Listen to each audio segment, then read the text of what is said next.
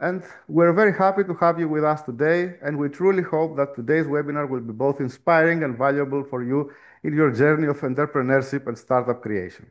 Today's webinar is about how feedback and smart pivots can really change the growth part of your SME. And in the first part, we'll look at why and when a pivot is needed with some real examples and Q&A, and then we'll move on how to plan and execute a pivot from strategy and communication to tracking results. The webinar, as you already heard, will be recorded and then available online afterwards in EURAXESS. I'm excited to introduce our expert speaker for today, Alon Shlesinger, who will guide us through this very interesting journey. Alon is a global executive experienced in the startup world and helping startups grow. He understands the road from academic idea to commercialization and is here today to discuss the strategy pivoting aspect in our fast-paced changing world. He has experience in many facets: governmental, corporate, world of technology, open innovation, and investment in technology startups as well as his own. And he's an invited speaker on stages such as the World Economic Forum as well as other international industry events. We're very happy to have him with us today. And Alon, the floor is yours. Thank you very much, Angelos. It's a pleasure to be here. Um, just to make sure, can I see all the attendees, or is there a way that I just like to see face to face who I'm seeing, but maybe not. That's okay. Don't worry about it. Don't worry about it. Okay, let me share my presentation. So hello everyone. It's a great pleasure to be here. Um, your sharing is not turned on. Do you mind just changing that I can share, Angelos? Thank you. There we go.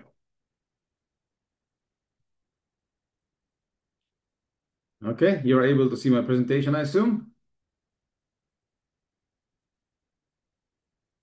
Yes, Yes, but no. Yes, now it's great. everything fine? Great. Mhm. Thank you very much. Okay. Hello, everyone. Pleasure to be here. Today, we will discuss the issue of pivoting strategy for SMEs or for young companies. And great pleasure to be here. We will have two sessions today. Whereas the initial session will talk about the definition of the pivoting, the goals, and the relevance for the SMEs today. I'll give you a little bit about my background and INSPIRA, the company I'm working for, the accelerator you can see up here. We will talk about the issue of focus versus pivoting and try to differentiate and know exactly where we stand around when to move to a pivot stage. We look at some interesting examples. Some of them I'm sure you will know.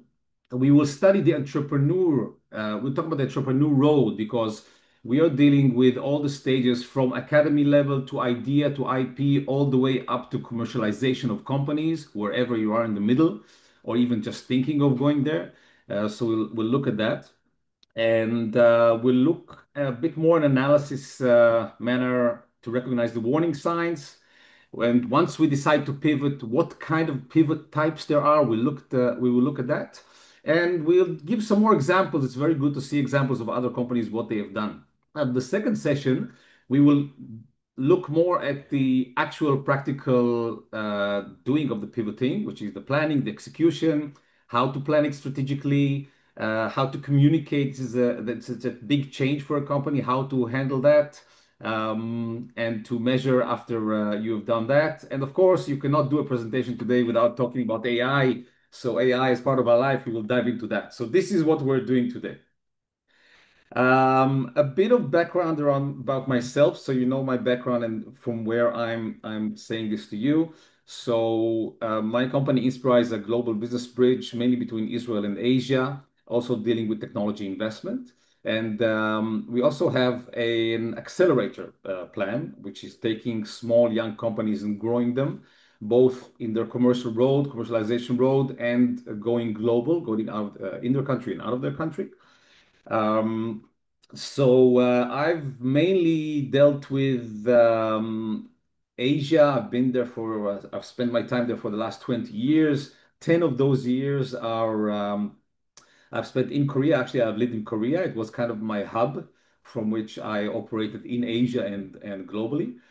I started out as a diplomat, so it's kind of a governmental view of economics. I was the economic attaché in the Israeli embassy in Seoul, and I moved to the corporate world. I moved for a company called SK. You can see the funny little plane here at the bottom, SK Telecom. I will explain all about that.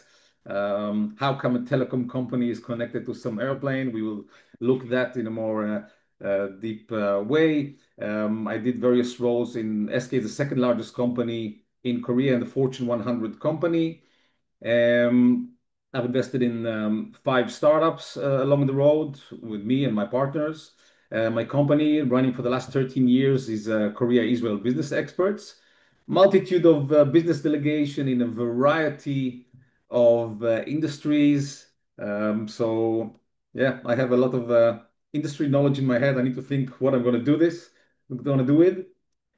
We've served over 900 companies along these years, which is a large number. So we've pretty much seen everything. We worked with some the binational R&D fund, worked on the free trade agreement between the countries, and different angles of seeing the technology world and the business world, both from the government, from the corporate, and from the startup angle, as well as last but not least, I have some previous background in aerospace and had my own companies in this field. I was also a commercial pilot myself. And one company that I'm co-founder of today, I will give as an example of pivoting, which we will do in the second section. This is just to show you, similar to what we're doing now. This is an example of acceleration program we did with Korea. KISIT is a governmental R&D organization. We work with the companies both online. We also meet them physically, take them by the hand, go through the process, go through the business plan, go through the challenges and strategies, and try to make them grow the best we can. So this is what we do, and this is the background. This is the team. This is just the example I showed you with Korea, which was actually a global activity, Israel, Korea, and the United States, specifically in the medical field. We bring experts in the relevant area. So this is what we call our INSPIRA Global Scalerator, because we scale up companies. So far for the background. And in the second session that we will do today, I will deep dive into a company that I mentioned that I have. The two little pictures that you have on the bottom, which is the plane and the map, is a hint of the pivot that we have done. And this is going to be an example of a very dynamic industry happening today of air taxi. So stay for the second session. Okay, so let's dive in. Let's look at the definition of pivoting. What does it mean? What is pivoting? What is pivoting for SMEs? Pivoting, by definition, as you can see from the picture of the basketball players here, for those of you who know basketball a little bit, you are standing in one position, you're holding the ball, and you really need to decide. You really need to look around, decide where you're going with it. What is your next step? You have to assess the situation and decide on your next step. Or if you look at the bottom picture, handball is another game that I personally used to play. There's actual position in the middle of in front of the goalie of a player, which is called the pivot, and he's actually doing pretty much the same in basketball, looking around. So this is just to give you the essence of and the feeling of what does it mean to from the sports world. Pivoting for an SME or a startup is a related term for shifting the business strategy. So we're shifting the strategy according to what we need. We're not changing what the company is about. We're not changing the why we're doing things. We're not changing the vision of the company. But sometimes the situation, if we are attentive enough to what is going on, is telling us to change the strategy. And if we don't change the strategy, there might be some consequences. So by definition, it's a tool by which you see your business flourishing through the analysis and direct or indirect feedback that you get. And looking at your SWOT analysis, I'm assuming you're familiar with that, with your strengths, weaknesses, and opportunities and threats, which should be constantly analyzed. So the pivot, when you do a pivot, it's about tailoring how your business operates, and that can take you far from the initial concept. You can end up in a totally different place than what you thought initially. Um, so this is what is pivot, which we are talking about.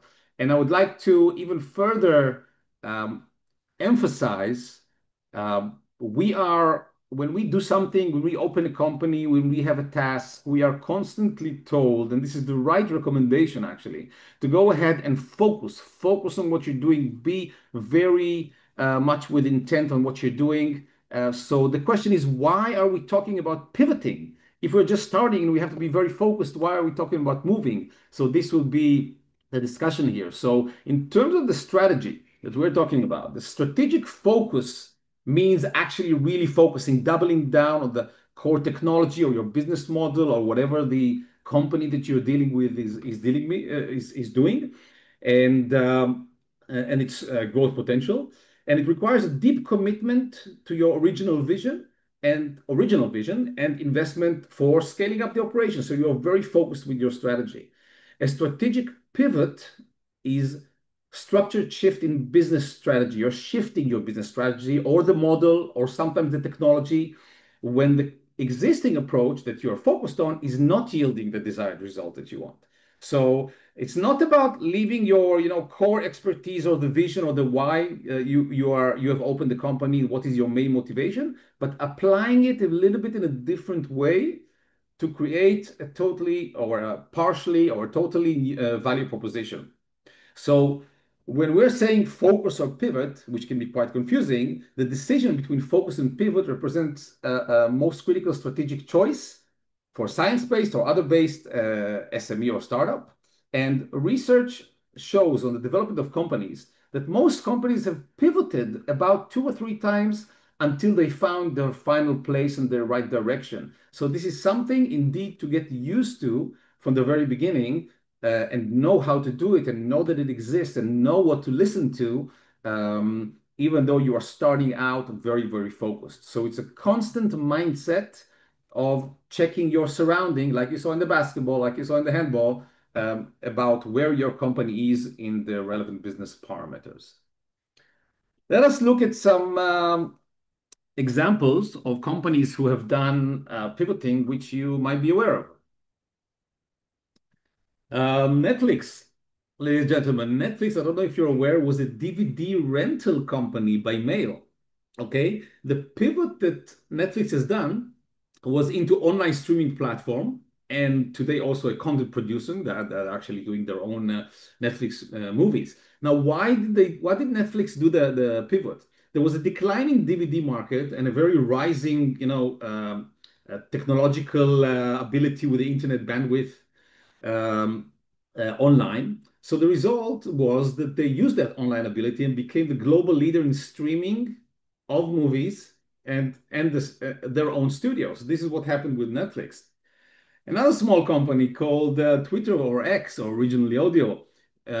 This was originally a podcast directory platform, um, which pivoted to what it is today. Today it is a microblogging social media services, right? Everybody's on it. Why did they pivot? There's a player called iTunes which has launched podcast support, threatening their model. Pretty important player, I should say. And long story short, they became one of the world's most influential social media platform, and we hear about them every day on President Trump and Elon Musk and other key people in the world saying their thing there. Slack, another company, succeeded very well. Slack was originally the original strategy. The original strategy. We're talking about strategy shift. I'm reminding you, was an online game development. Okay, company developed a game, and they pivoted into an internal communication tool for teams. Right? You will ask, what's the connection? Now, why did they do the pivot? Because first of all, their game was not that good. Okay, it did not succeed commercially. It failed commercially. But what happened is the tool that they developed internally for messaging and all that showed promise, and people liked it. And they did a very serious transformation towards that tool and transformed into a $27 billion business tool that Salesforce later on purchased. YouTube. Everybody's using YouTube, right? I don't know if you know, but YouTube used to be a video dating website. Yes, they were doing dating. They pivoted into what it is today, which is an open video sharing platform. Why did they do it? Because what happened was in the dating scenario that users simply uploaded all kinds of videos, not just their introduction, who they are for the dating purposes, and started using the platform for other video options. So the feedback from the customer in this occasion showed YouTube, hey, we are wanted to be used for something else. The success has been phenomenal. They were acquired for 1.65 billion dollar later on, and they by Google, and they're the number one video platform today. Shopify, another famous and interesting company. Don't know if you know, but Shopify originally was a company that had an online store and they were selling snowboards. If you want a snowboard, you can go to the online store and buy it on Shopify. They pivoted into an e-commerce platform for other businesses. So they're supplying their own e-commerce platform for other businesses. Why did they decide on this strategic pivot? Because they found that the e-commerce tool that they developed was more valuable than the actual snowboards. Okay, people say, hey, this is a very good tool. And today they are leading global e-commerce infrastructure provider. They're giving their infrastructure into other e-commerce entities. Last but definitely not least, Instagram was originally a location-based check-in app. You just check in with it with some features. It had multiple features of putting pictures and where you are and all that. And they pivoted into what they are today for a photo sharing app. Why did they do that? Because the founders, they found that the users were mainly using the photo sharing features and started just sharing photos. They have very rapid growth, and Facebook bought them, as we know, for $1 billion. So even the famous ones that you know, like these six companies have started out a bit differently. And sometimes it's a lot by accident, but a lot also by sensing what the market wants. So these are a few examples. So there you go. You guys are at this or that stage. You want to be entrepreneurs. You have an idea. You have already an initial company, and you want to do something. So why are we discussing the pivoting at the starting point of your career or of your business career? So you have some technology, perhaps, you have some idea that you want to develop, and you believe that you have a good team. By the way, in our Scalerator, just for your information, and generally in technology and company investment, the first thing that investors look at is the team. Even before I would say what is your company doing? What do you plan to do? Even before you tell me what you want to do with your company, I want to know who the team is. Never mind for what purpose, because the team is the strength for the company to move forward, for the company to sustain changes and pivoting, and is the heart and the key of the success of the company, even more than the essence of the company itself. So you believe you have the team. And maybe you think you'll be able to get some funds to go ahead. Maybe it's your own funds. You've saved some, friends and family, maybe angel investor, or you can actually pitch to somebody. So you're okay with some money, and you're ready to jump in, right? Motivation is very high. You may know this. This is the plan. You go ahead and you make a plan. I'm in point A and I want to reach point B. And it's going to take a little bit of uphill cycling, but altogether, I'm very focused on where I want to go. So you're in love with your idea, basically. This is what happens to entrepreneur, and this is the energy of entrepreneurs. You're very much in love with your idea and you're motivated to it.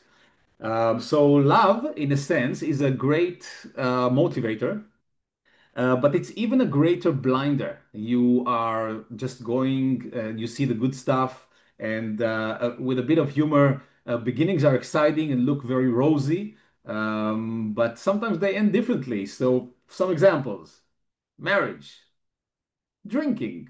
It all looks nice in the beginning, but you never know how you end up. You meet new people, it's all exciting. and you never know how to end up. Not to be on the pessimistic side only, but things happen. Your career, going on a trip, you go on a roller coaster in a theme park. Things look very nice in the beginning when you're starting up a company, and later on, you need a hard reality check. Ladies and gentlemen, this is what reality looks like when you are trying to create something with your company. It has a lot of hurdles, it's stuff you didn't expect. And by the way, this picture represents a very good picture because eventually you're actually reaching the flag at the end, okay? Which is not always the case. So why are we discussing the pivoting and at this very starting point of your career or at your business? Because when you think about focus or pivot, you need to understand that it's a continuous dilemma. It's the entrepreneur's continuous dilemma that you need to be ready for and attentive for from day one. Why is that?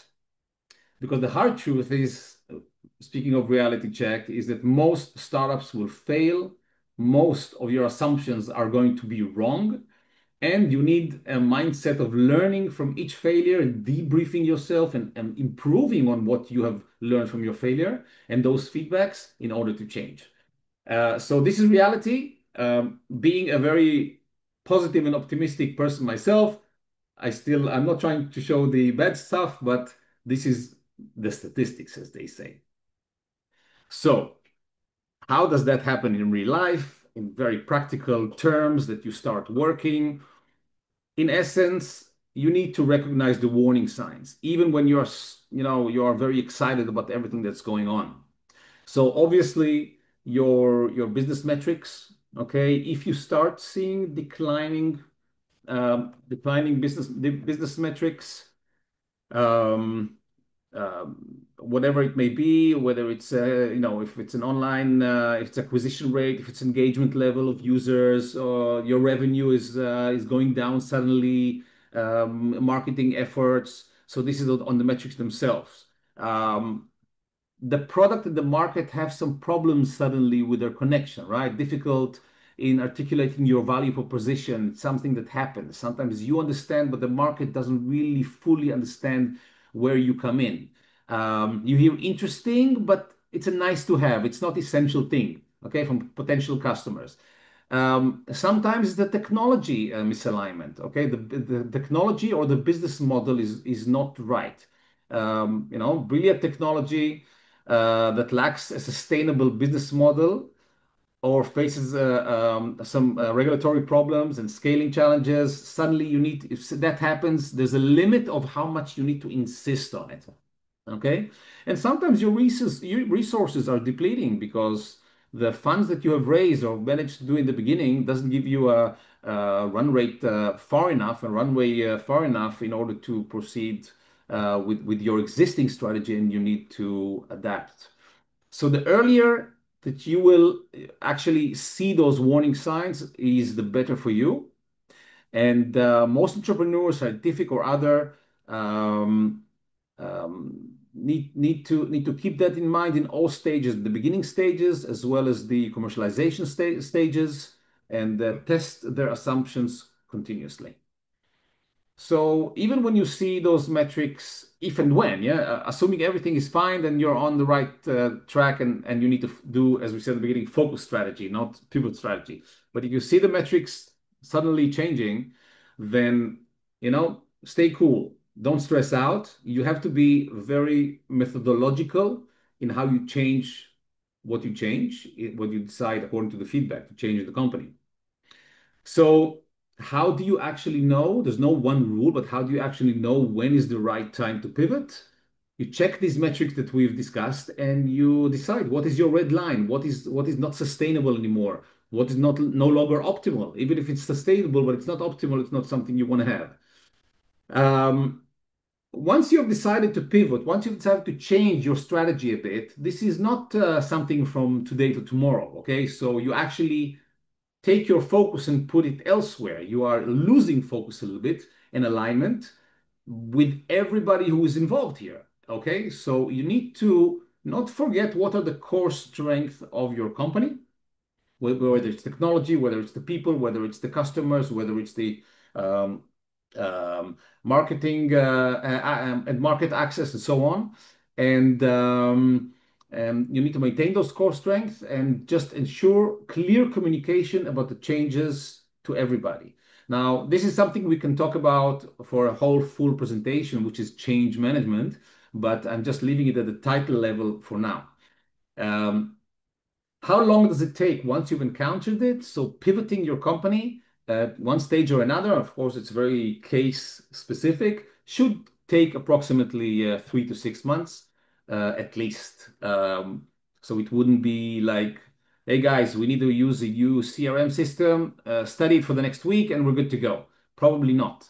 The change management will take a bit more. You have to allow for that and plan for that and let everybody know that's going to happen.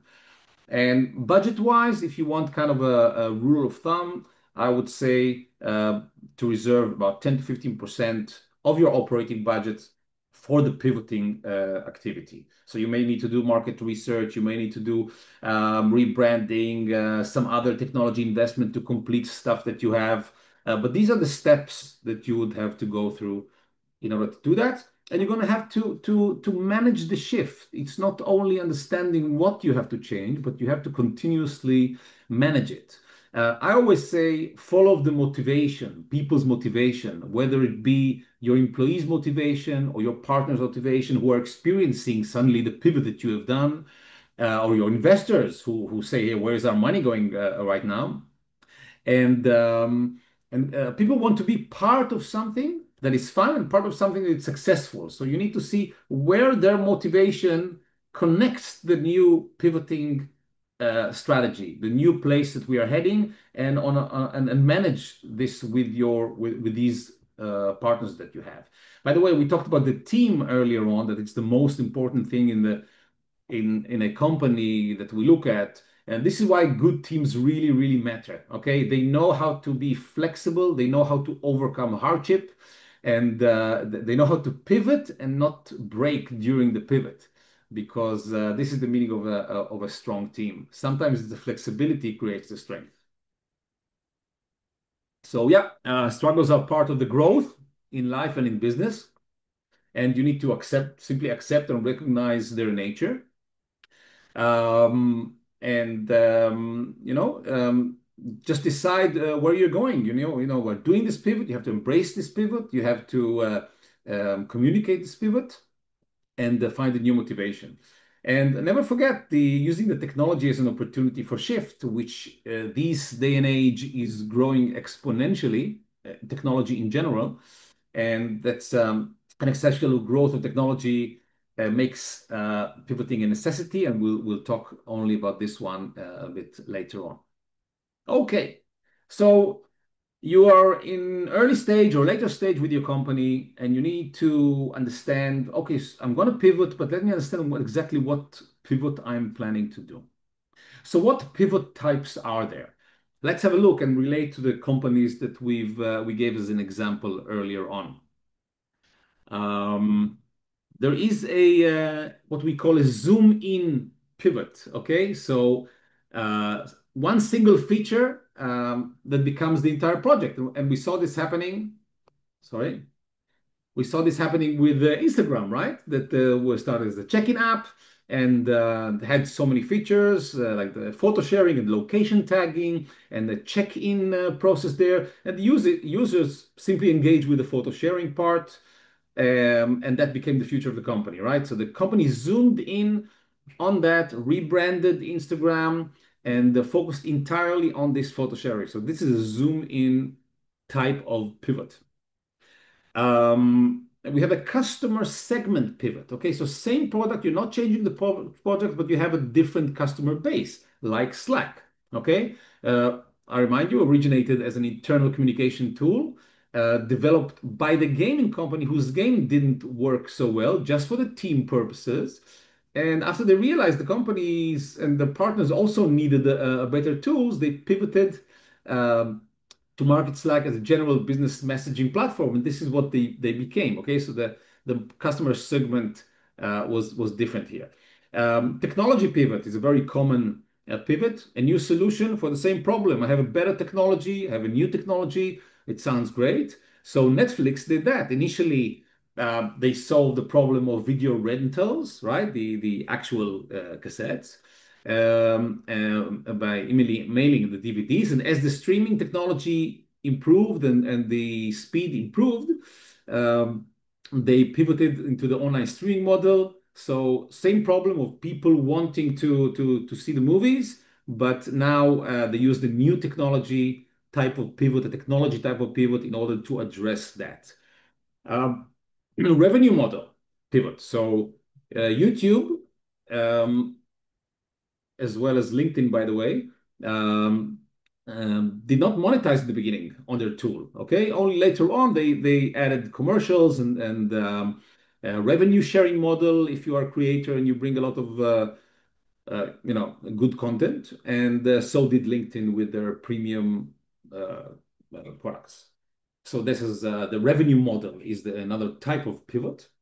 And another interesting company I'd like to add is a channel pivot. So Warby Parker is actually a company which is selling glasses, okay?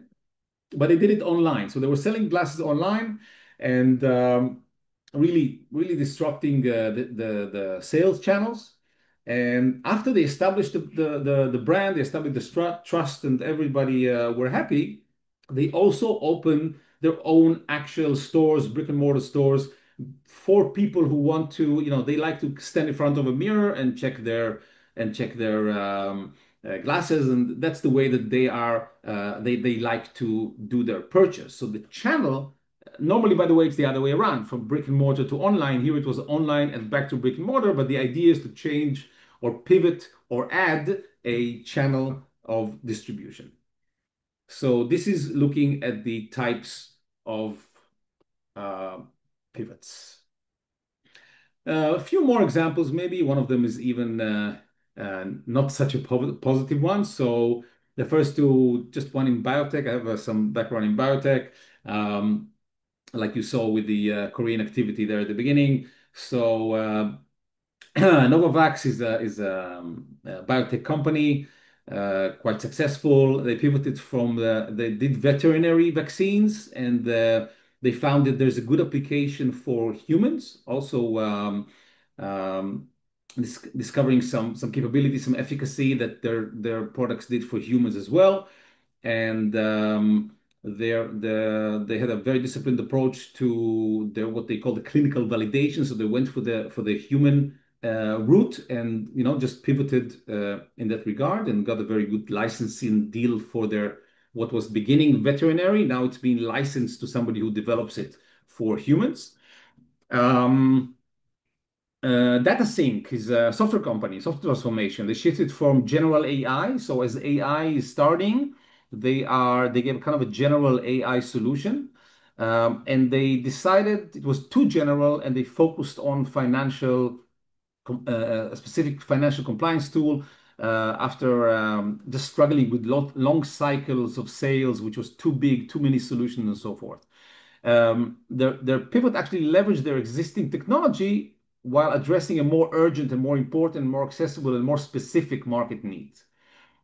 A wrong way of doing the pivoting, a company called Nanomaterials, okay, Material Sciences, which actually did too frequent pivoting, okay, without enough market validation, without the correct analysis. They saw something, okay, we'll pivot there, we'll adjust, we'll adjust. So the pivoting has to be, like we said earlier, validated by the correct process, okay, the correct process of checking the parameters and the business parameters. So the nanomaterials failure actually illustrates the importance of strategic rather than just reactive pivots. Are we doing with time? Oh, time flies when you're having fun, and we are right on time actually. So to summarize this part of the presentation, what we do is when we feel things are going not as we thought, we first of all identify what's going on. We don't do reactive pivoting. We don't just react fast without thinking. What are the warning signs? What is affecting our business? What is working and what is not working? consider which type in the pyramid, which type of pivot might be most relevant, and discuss it among yourself, discuss it among your partners, your investors, your internal people, your customers, your clients, and so on, because they are eventually the ones you are doing it for and creating the revenue from. Share the insights with everybody and get the feedback so you are more comfortable with what is going on, and then draft an outline of your potential pivot road, how you think it's going to work, and then start to play around with this situation, with this new plan, and then you can start seeing the parameters, the revenue, the speed, the technology, which will improve your results. Yeah. So our next, before we move to our next session, I think we have a short break. Are we doing a quick Q&A now, or are we doing the Q&A at the end? I believe we can go for a short break now, since I haven't seen any questions in the Q&A or the chat. So I believe we Okay. can have a 10 minutes break now and come back and continue with the second part and the Q&A at the end. Okay. Great. So see you in 10 minutes. In 10 minutes. Okay. See you then.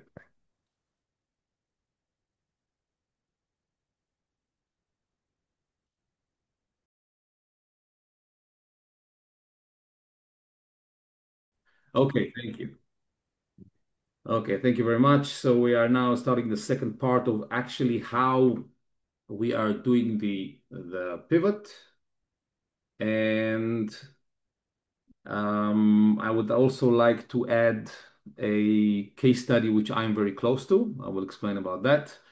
And I'd like to just start and say that the pivoting of companies' understanding, as I said at the beginning, has to do with all the stages. When we are doing our acceleration programs, many times we are at a very early stage. Many times it's the academic stage. Many times it's the university IP or very initial research, which is thought to be taken into a development or into a pre-seed stage, and only then going to making a company, a startup, and growing and so on.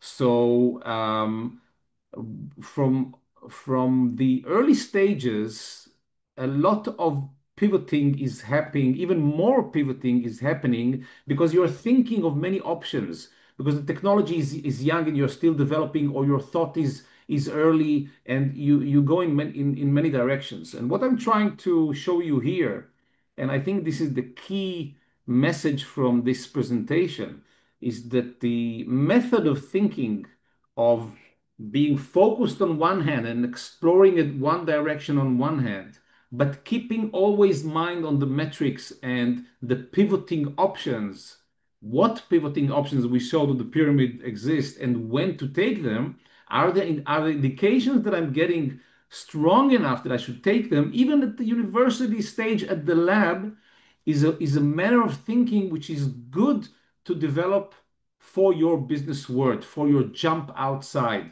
So I should have perhaps stressed it more at the beginning, but the concept of attaining this method of thinking from day one is what is important, I think, to you guys at the end of your academic career, looking forward to your business building career. So let's look at this how to pivot, and I think a case study you may find interesting. Um, okay, if my slides will continue. For some Still, reason, my slides are not moving now. yes. Maybe you Maybe can access or something. share again. No. Um, one moment.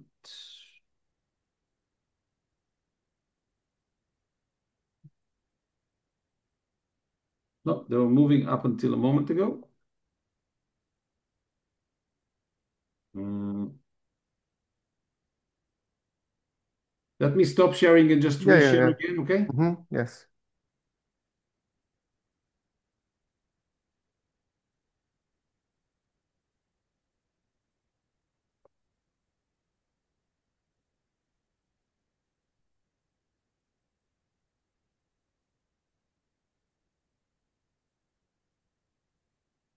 Mhm. Okay, can you see that? Yes, and Okay, we're same. continuing. Okay, so Yeah. let's look at planning and actually executing the pivot. So what we need to take into account when we decide to do a pivot is how to plan it strategically, how to communicate it and lead this change. It's a meaningful change within the team and outside of the team, and how to manage it operationally. And also, very important, once you've done it and you feel very good with yourself, you have to keep monitoring the kind of the post pivot and the post change monitoring. And of course, we're going to talk about AI because it has totally disrupted our lives, so we have to relate to it. Um, and I would like to give you the how to plan the pivot strategically and align it with the example that I will give you about um, that I know very closely and intimately with the company that I am co-founder of. Basically, the if you want to have a solid foundation for this change, for this transformation that you're about to do, you need to analyze, reanalyze your business environment. Okay, your entire SWOT analysis. I'm assuming you've learned the SWOT, which is strength, weaknesses, opportunities, and threats. Constantly changing, technology is advancing. You have to reanalyze, repaint the picture, see what has changed from your initial assumptions. If you have assumptions now, you will need to do it later on. It's always good to stop and see where do we stand. Let's retake stock and see what we're doing. You need to understand, put yourself in the position of your customer. It's not only my company, this is what we want to achieve, but we think we need to change. No, there's a customer in this picture. It's a commercial entity, commercial endeavor, which you need to see how your customer feels. It's always good to put yourself in the customer's shoes, see his pain points, his point of view, how it's going to affect him. So you have to plan how to translate and how to bring this pivot to him. Obviously, show the good sides and why is it good for him. You need to reset, redefine the specific strategic goals, which are new ones. Now with this new picture, you need to put some measurable objectives. This is all these things we teach the young entrepreneurs what to do and what parameters to look at when they want to go ahead and build their company. And you need to paint a picture. What is my new success going to look like now that I have a new delivery technology? Now that we have data center, now that we have energy storage, now that we have new medical capabilities, what is the future going to look like? You need to visualize it now in a new way. Of course, you need to crunch the numbers. Okay, that goes without saying. Make sure the math works out, and based on all of this, you develop the action plan and the new roadmap and milestone that come out of this roadmap from your new strategy. Again, under the same roof of what you started out with in terms of why we start this company, why we like this technology, and what is our vision. Again, the change is a strategic change. So with your permission, I would like to elaborate on this example, which I know closely because it is my company. Actually, I'm a co-founder of this company. It is called Air Taxi. It's an air taxi company. It's one of the companies that I'm a holder of, which is a very, very dynamic industry. And I don't know if you guys are familiar with it or not, but for those who are not, I will elaborate a bit further. So the AAM, which means Advanced Air Mobility, is something that has been growing, I would say, for the last 9 years, almost 10 years. And it's the ability, you see these funny looking airplanes, which is kind of an air taxi. So say exactly, it's a bit futuristic, but exactly as you would call on your Uber on your phone, and it will come and pick you up and take you to your destination. This one is not even futuristic. This is happening right now all over the world, building these airplanes, and you're going to call them up, and they're going to land and pick you up and take you to your destination. Simple as that. If you've seen it, then it's not so new for you. If you haven't, it looks like science fiction, but this is happening. What you see here are actual planes that have been developed. So we were looking at the passenger element of it. So taking people from A to B. There's a cargo element of it. There's a medical possibilities here, like an air ambulance. Very interesting possibilities. Now, why is it important? So first of all, this one is called eVTOL, stands for electric vertical takeoff and landing, which means these machines are electric. They're very quiet and they're very non-polluting. So actually zero pollution.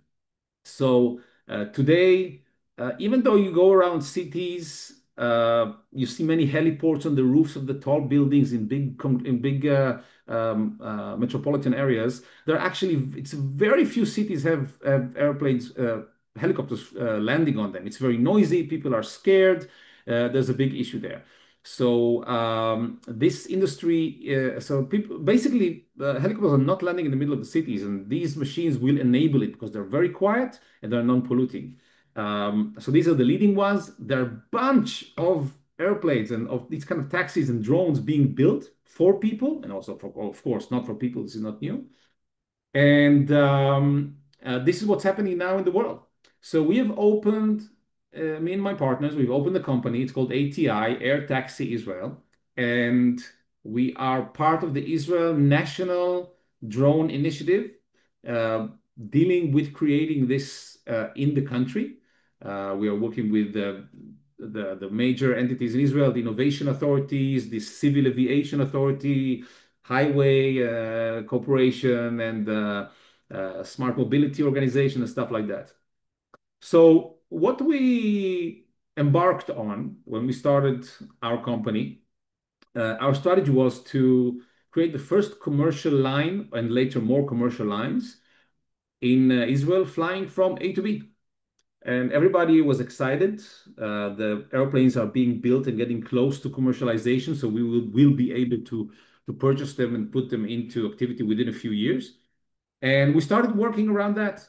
And the process, as we started, we so on the top right you can see a company was called Volocopter. We're doing one of those air taxis, and on the bottom left is actual regular helicopters that we are flying just to test the aspects of the flight, but it's not electric. Okay, so we are doing work to see what's the user experience feel like and the routes. We are planning the right routes, and we are planning where to land. Vertiport is called, like airport, like heliports, vertiport, a vertical airport, and how you combine airplanes with drones, stuff like that. So this was our objective, and the dynamics of this startup was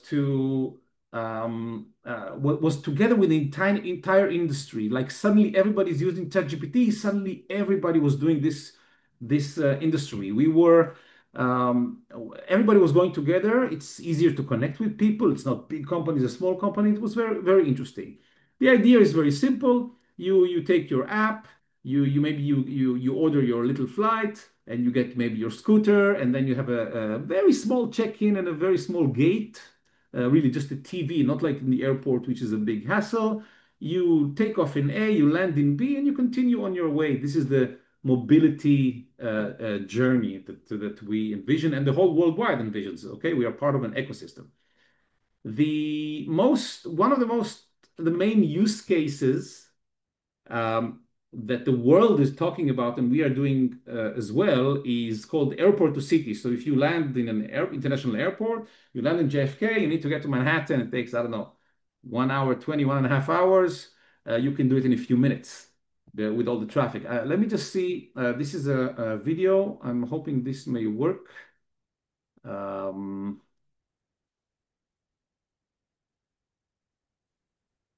Angelos, can you see the video or do you see the presentation? Sorry. Only the presentation.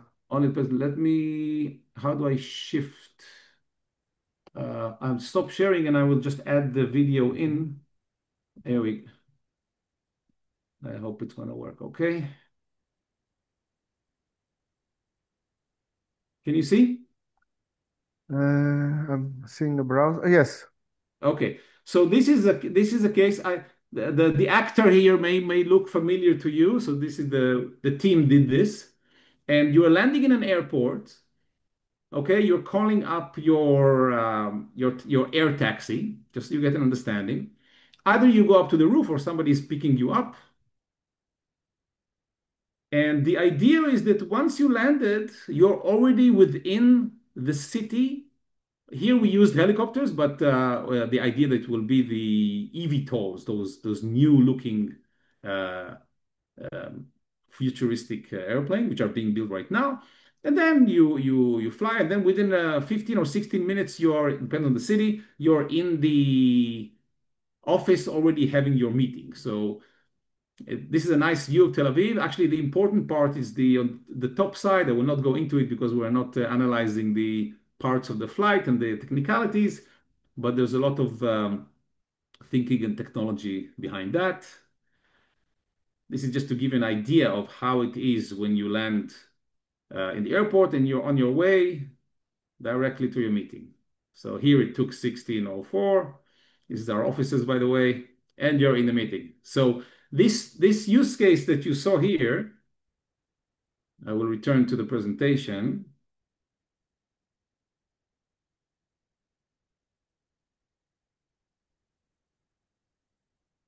Uh, yeah.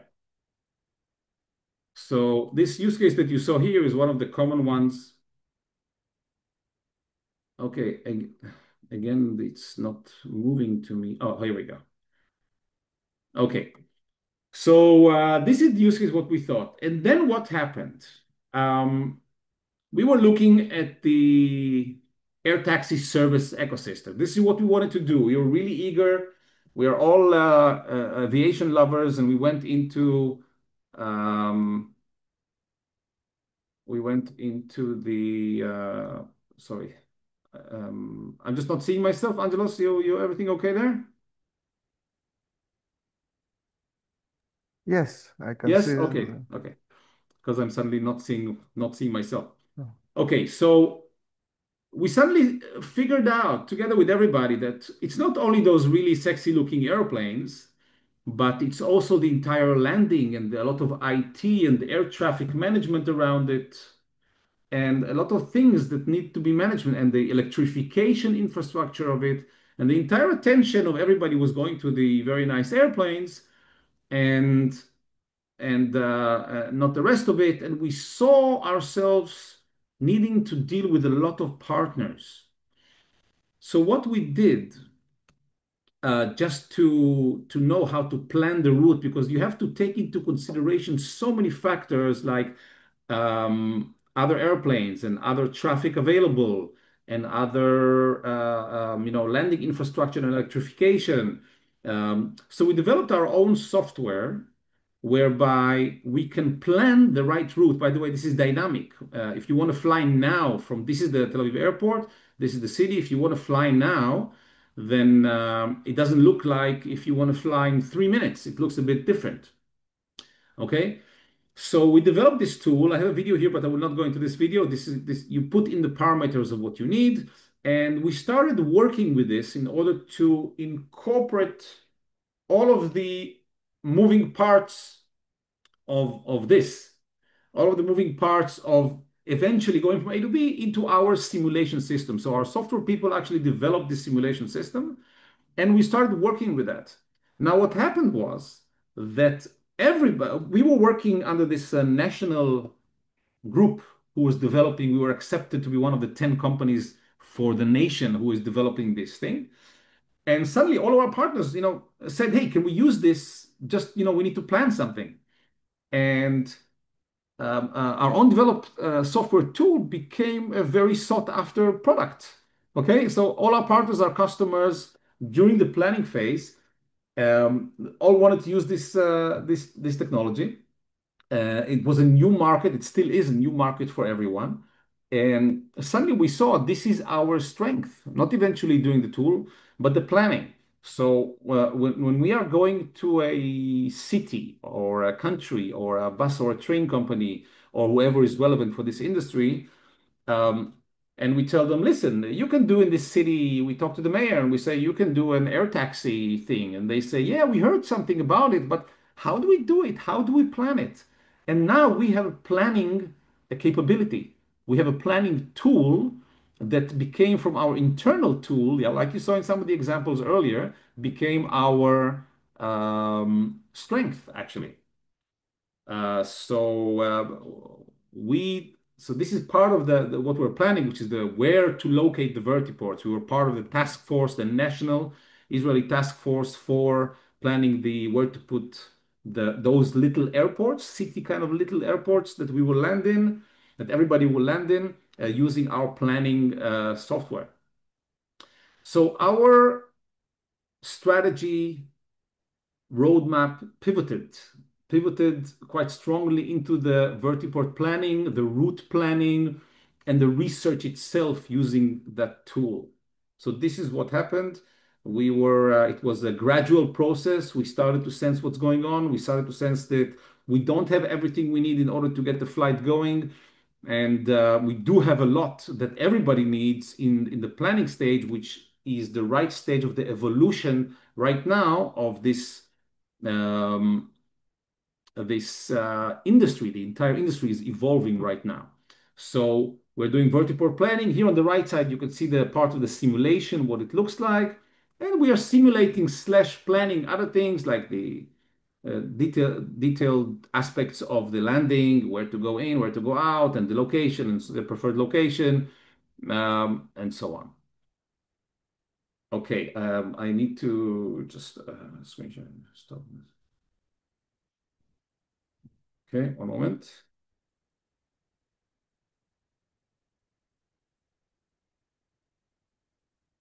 Okay, so okay, we're back. Okay, so this is what we did. We identified the need for a strategic pivot in our roadmap. This is also recapping what we did until now. We did a really thorough analysis. What do we have in the software? What it answers, what it doesn't answer. It does not answer issues of electricity, and it does not, for example, fully answer various other questions like okay, this is a bit perhaps too much detailed. A moment. Okay. Um, so these are the stages. Identify the need at all for a strategic pivot. It actually was jumping in our face. Conduct a thorough analysis. Set clear objective and goals, we are going to be experts about the planning right now. Develop detailed action plans. So we developed our software development accordingly. Communicate and engage with the stakeholder. Many of them were our partners in the national program and also our future clients, which actually embraced it very fast. Yes,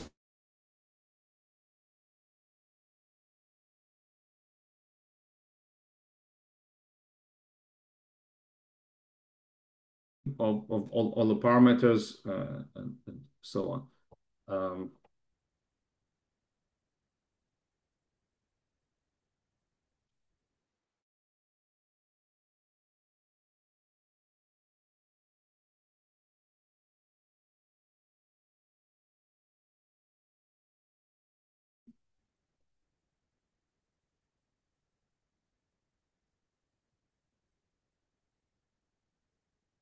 Angelos? Yes, I don't know. It was freezing for some Yes, seconds. I don't know. Yeah. It froze Yeah. suddenly. Okay. Um, And you're sharing, and we have your face also. So I don't know. yes, I cannot see my face, so only you can see my face for Yeah, some reason. we I can don't know see why, it but in two it places, doesn't but matter. not the slides full screen. I don't know how this happened, but yes, we can continue, I believe. But can you see the slide now? Because Oh, I can see the slide, but it's smaller. It's not in the full screen okay, because let me try again. Sorry about that. I don't know why it's like uh, this. Sometimes you yes. just restart and then it works. So Let's see. you don't have explanation. It's better not to have an explanation and it work than to have an explanation and it doesn't work. Exactly. But no. So You're sharing your camera also and the slides. Well, it was not the Sorry? case. You're sharing your camera and the slides, so I can see you up in the Zoom, and then in the full screen, I can see what's from your camera, your face, and the slides next to it. I'm not seeing my face at all or anybody's face. So is it hiding the slide? It makes it smaller. Ah, okay. Yes, yes. Now it's great. Yeah, okay. Um, yeah, but then my slides are not moving for some reason. Okay, here we go. I don't know. Yes, no. No. Yeah, okay, it's Uh, working. I don't know. Now Maybe it's some working. communication. Yeah. Okay. I don't want to reveal everything. Okay, so we were here. I said earlier that it's important to emphasize and pay attention from day one on the communication or communicating your process to all your partners, internal and external.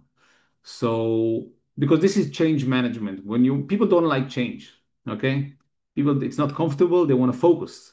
But you have to, when you choose a new focus, then you have to communicate it, okay? So, establishing a clear communication channel, it's very easy. Or let's say it's much easier when the company is small, when you're just starting out. Um, and again, when I say company, it can also be in your research project, in your lab, in the university. I'm talking about the entity who is focused on some target. Doesn't have to be a company yet. Um, of course, the leader needs to lead with a vision and purpose. So articulate exactly compelling why we are doing things. This is the motivation of a group who's trying to create something. Why are we pivoting? Why are we doing this pivot? What is the main idea behind it? Um, um, it just helps, people don't resist to the change so much. And transparency is always a good thing to use when you're sharing. People know what's going on. It's not just something falling on them in terms of from a managerial point of view, and they just a new change, and they're more. So transparency helps for the commitment of the all the partners in this process. Um, so attention to the people is always a good thing. Okay, let's talk about the elephant in the room, which is AI. And I want to talk about AI not just because it's a buzzword, but because in the question of any entity working on a project at any stage, especially technological, whether to pivot or not to pivot is not even a question. It just became a must pivot for everybody. And think about your lives.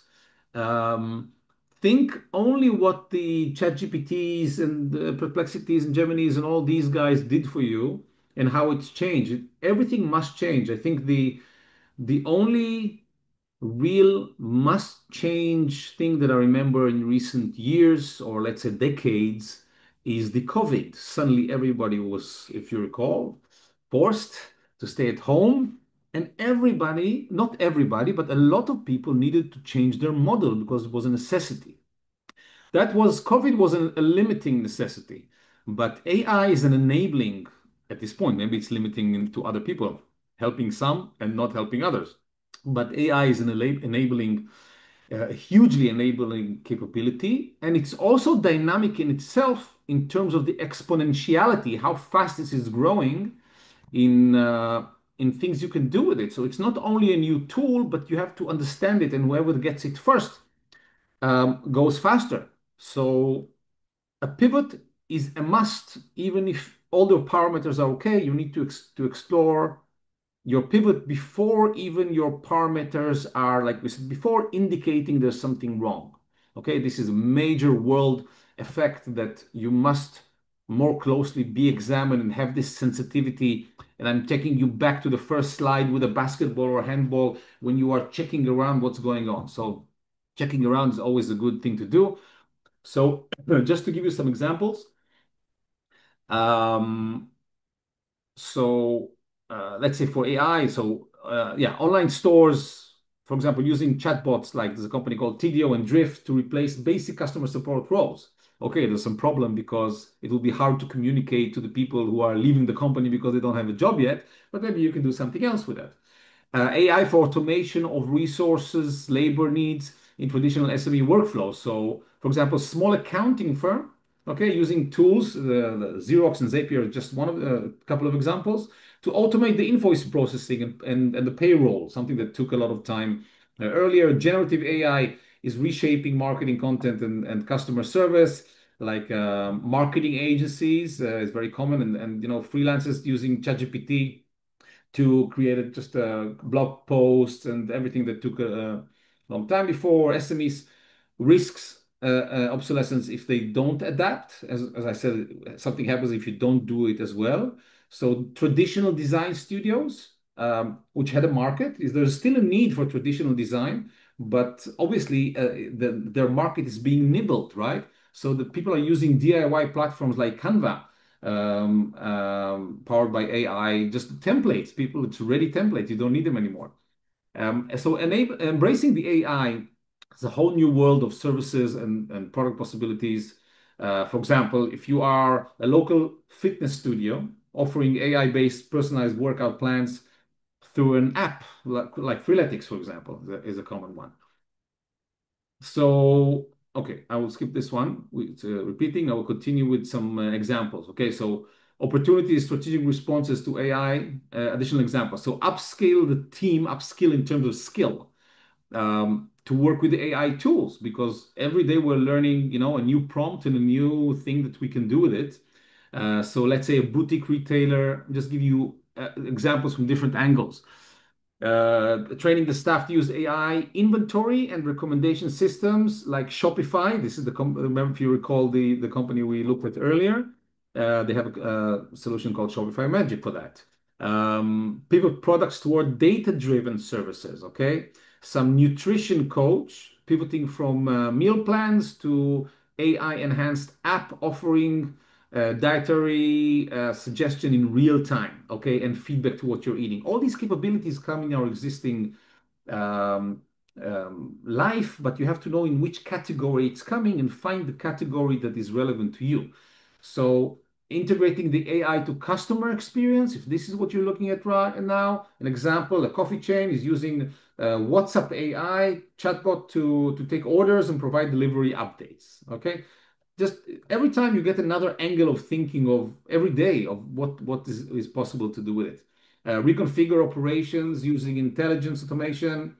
So, for example, logistics company using AI software like Routify or OnFleet, if you're familiar, to optimize their delivery schedules. And lastly, use AI insights to drive strategic business decisions. Like if you're a digital marketing company, using predictive analysis tools like HubSpot AI for customers. You need to predict what they're going to do. You need to predict how to catch them as a customer. Um, this is very quickly, last but not least, you have to keep measuring post-progress pivot, especially for AI, because what you've done today maybe not be relevant or not enough change for tomorrow. So it's not enough to just do the change and communicate it, but you have to follow up on it on all the metrics of the business that you're dealing with or you're building up. Whether it's financial metrics, there's always funds that you're using or that are coming in that you need to be aware of. The revenue, the profit, the cash flow, the burn rate, especially because this is what keeps you going for a while. The customer metrics, okay? How is the customer acquisition in terms of digital marketing? Customer lifetime value, is that changing at all? Just to give you some examples, conversion rates, retention rates, operational metrics, oops, sorry, um, and so on. Employees' productivity, and yeah, so just some tips there. Set realistic measured timeline. These AI developments can really take you to a situation towards that example that I gave you earlier of too frequent pivoting, just kind of spontaneous pivoting. Something changes and you change too fast. You need to do all the metrics in order to decide on the strategic change. This is a strategy change. It's not a change on a whim, as they say.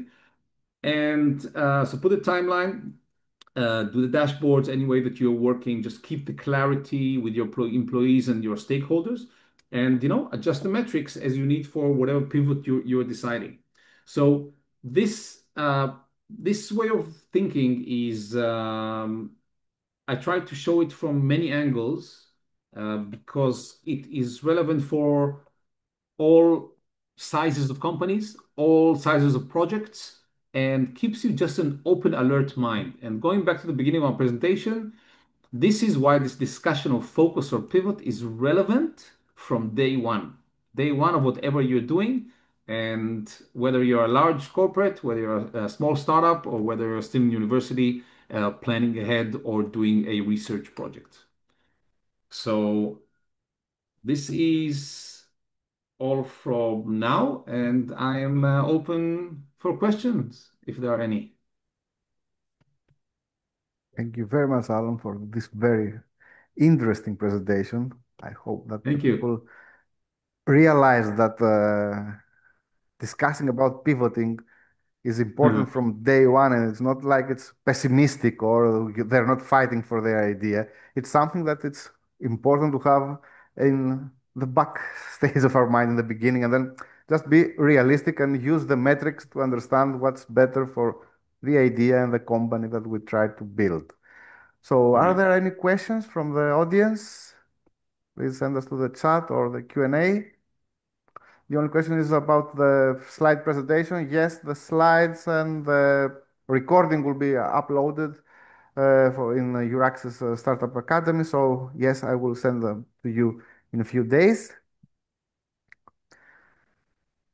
Uh, if there aren't any questions, I would like to thank you all for joining today, and we hope that you found the session useful and inspiring for your entrepreneurial journey. Special thanks to Alon for sharing such valuable insights, and I hope everyone will take the lessons and tools from today and apply them to your own ventures. We look forward to seeing you in future sessions. Keep innovating and growing. Thank you, Alon. Thank you Bye very bye. much. Goodbye.